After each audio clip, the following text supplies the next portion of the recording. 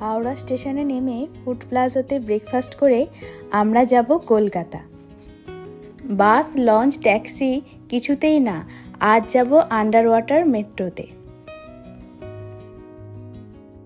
Howrah new এবং old station কমপ্লেক্সের মাঝখানে যে ট্রান্সপোর্ট হাব রয়েছে সেখানেই নতুন মেট্রো স্টেশনটি হাওড়া রেলওয়ে স্টেশনের ঠিক নিচে তৈরি করা হয়েছে। হাওড়া ময়দান থেকে এসপ্ল্যানেড পর্যন্ত এই মেট্রো চলছে। তারপর এসপ্ল্যানেড থেকে বদল করে নিতে পারবেন দমদম বা গড়িয়া যাওয়ার উদ্দেশ্যে।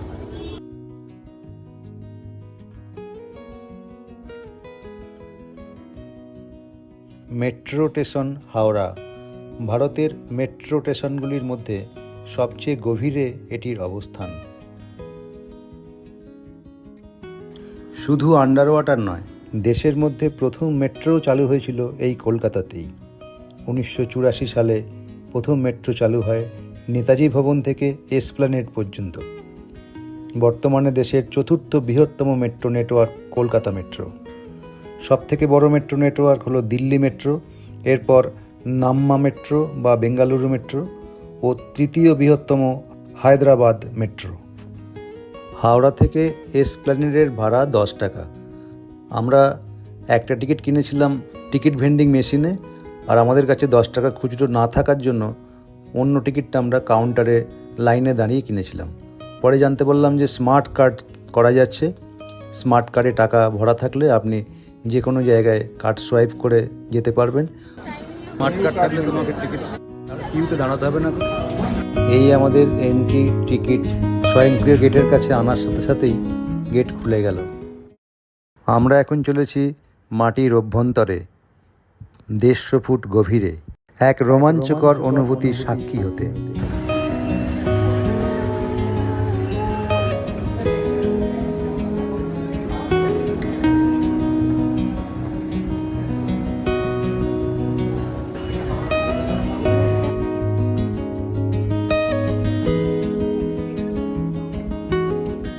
আমরা মেন স্টেশনে পৌঁছে গেছি।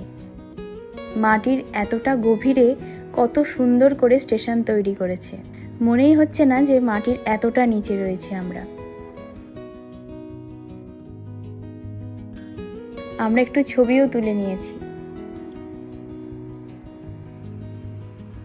যাত্রীগণ অনুগ্রহ করে শুনবেন, আপনারা কাউন্টারে ভিড় এড়াতে metro ride Kolkata app download করুন এবং সেখান থেকে টিকিট কাটুন।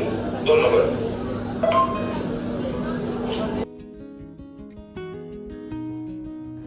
এই হচ্ছে স্টেশন।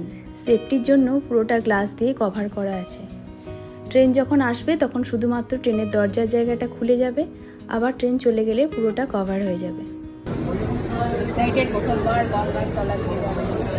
এক্সাইটেড, গঙ্গার তলা দিয়ে যাবো আমরা প্রথম। এটা অন্যরকম অভিজ্ঞতা। আমাদের ট্রেন আসেনি, স্টেশন দেখা যাচ্ছে।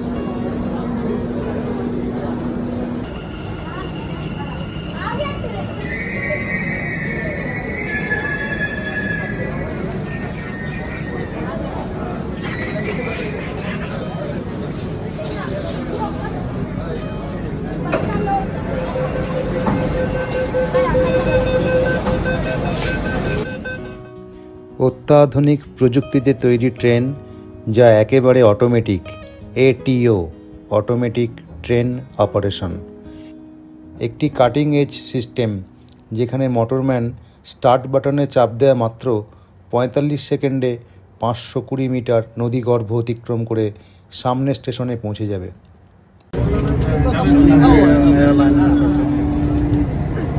मेट्रो रेल सड़क के मुद्दे कुछ ही क्षणों में ये ट्रेन हुगली नदी के नीचे मेट्रो रेल सड़क में प्रवेश करेगी। আপনারা রয়েছেন মাটির 30 মিটার গভীরে। ওপর দিয়ে বয়ে চলেছে গঙ্গা। অনুভব করুন সেই রোমাঞ্চ। শুধু নীল আর নীল। আমরা এখন মা গঙ্গার পেটের ভিতর। অদ্ভুত আবেগঘন মুহূর্ত, দেহ মনে চাঞ্চল্যকর অনুভূতি, যা জীবনে এই প্রথমবার উপলব্ধি করলাম। পরবর্তী স্টেশন কলকাতা মেট্রো রেল আপনাকে স্বাগত জানায়।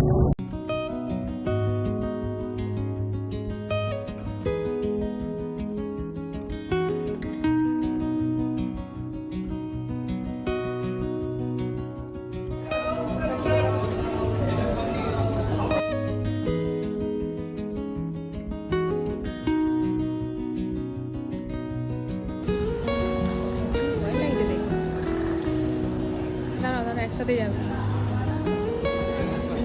না না ভয় লাগছে আমরা পৌঁছে গেছি এসপ্ল্যানেড। এবার মাটির তলদেশ থেকে সমতলে ওঠা শুরু। 3 তলা উঁচু বাড়ির সমান এসকেলেটর, চড়তে সত্যি ভয় লাগছিল।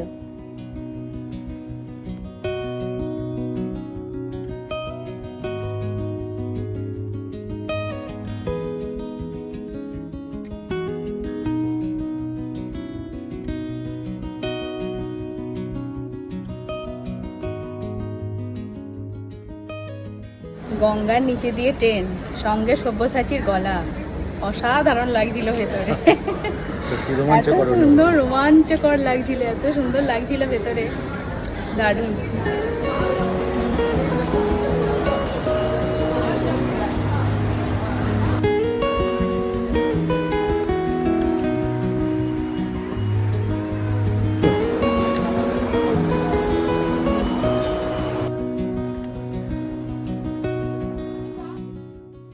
ধর্মতলার মোড়ে একটা ভিআইপির আউটলেট থেকে আমরা একটা স্কাই ব্যাগ কিনেছি।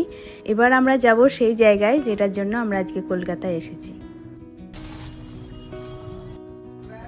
কদিন আগে আমরা একটা মিররলেস ডিএসএলআর কিনেছি, ক্যানন R6 Mark II।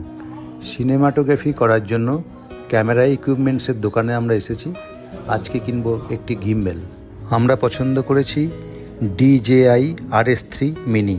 এটি বেশ কম্প্যাক্ট, লাইট ওয়েট এবং লেটেস্ট টেকনোলজির একটা অত্যাধুনিক গিম্বেল। নতুনভাবে এক পথ চলা আবার শুরু করতে চলেছি, সেই ভিডিও নিশ্চয়ই আপনাদের সাথে শেয়ার করব।